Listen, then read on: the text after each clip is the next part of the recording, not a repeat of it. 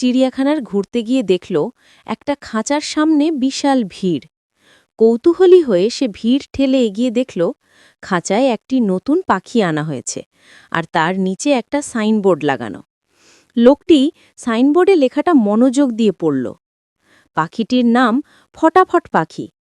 খাবার প্রতিদিন ২.৫ কেজি ফল এবং ২ লিটার দুধ। লোকটি তো অবাক, এতটুকু পাখির জন্য এত খাবার! সে সঙ্গে সঙ্গে চিড়িয়াখানার পরিচালককে ডেকে বলল, ভাই, আপনারা কি ভুল করে সাইনবোর্ডে খাবারের পরিমাণ বেশি লিখে ফেলেছেন? এত ছোট পাখি এত খাবার খাবে কি করে? পরিচালক হেসে উত্তর দিলেন, আরে মশাই, ওটা ওর খাবারের হিসাব নয়, ওটা হলো ওকে যে খাঁচায় রাখে সেই খাঁচার দারোয়ানের খাবারের হিসাব। কেমন লাগলো গল্পটা? হাসি পেল? আর কোনো গল্প শুনতে চান? অবশ্যই কমেন্টে জানিয়ে দিবেন।